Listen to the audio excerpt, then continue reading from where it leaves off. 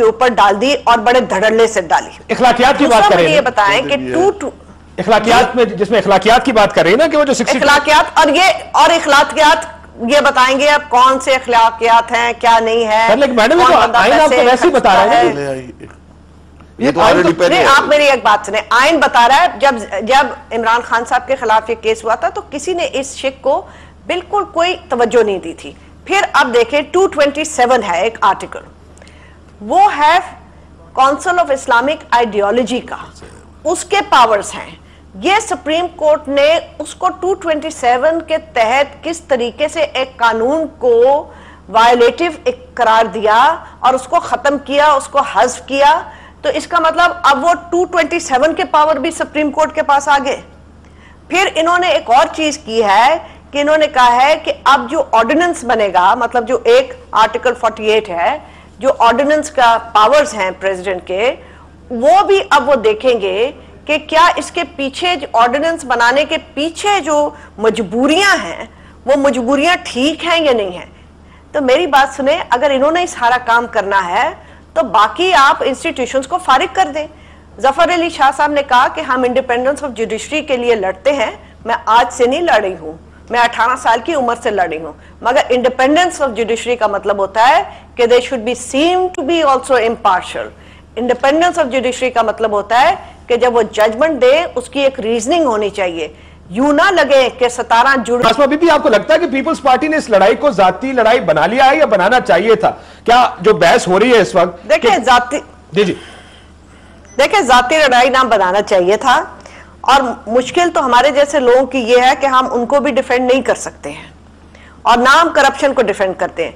मगर यहाँ पे एक बहुत बुनियादी बात है, बुनियादी बात यह है कि सुप्रीम कोर्ट को दो चीजें जो हैं जो जेब नहीं देती है। नंबर एक कि उनको ये देखने में, चाहे वो देखने में हो कि वो वन साइडेड हो, और दूसरा ये कि वो जो भी कॉन्स्टिट्यूशनल डिसीजन दे वो थोड़ा सा मुतनाज़ा हो।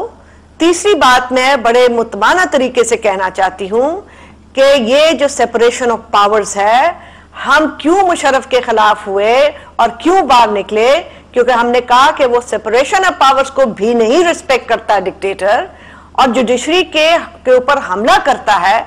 इसीलिए मैं समझती हूं कि जुडिशरी को भी बाकी लेजिस्लेचर के ऊपर हमला करना या इस तरीके से अपने एक्सटेंशन करना अपनी ज्यूरिस्डिक्शन को, पीपल्स पार्टी आज है कल नहीं है, और इस तरीके से इतनी ज्यादा एक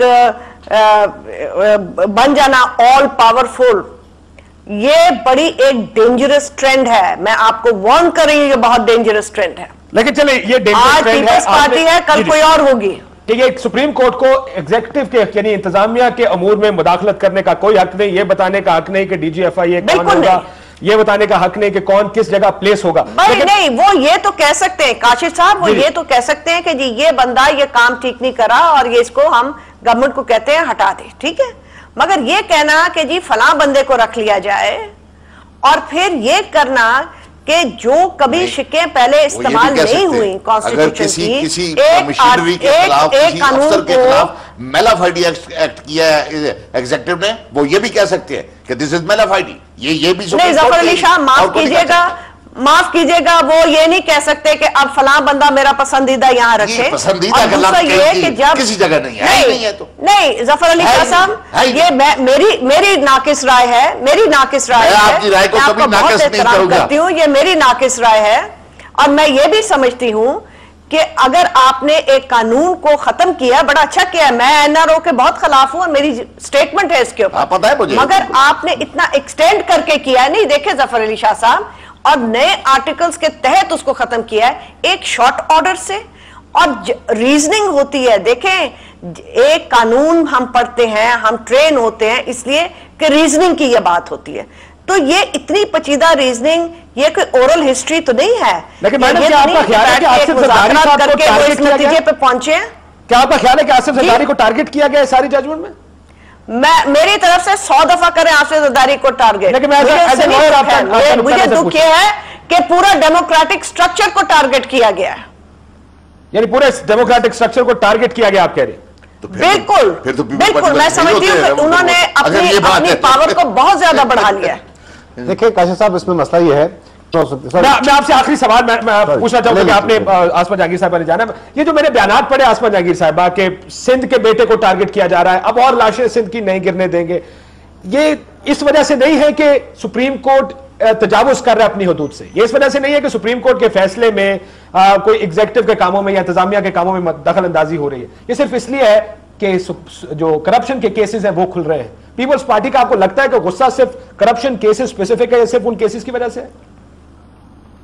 देखिए, करप्शन केसेस पे गुस्सा अगर उनको है तो मैं समझती हूँ गलत है, मगर ये जरूर बात है कि जो पिछली का रोल रहा है, और हमारा ख्याल था एक नई लीफ टर्न हुई होगी, जरा मुश्किल लग रहा है वो, और ये एक रंजिश जरूर सिंध में होगी।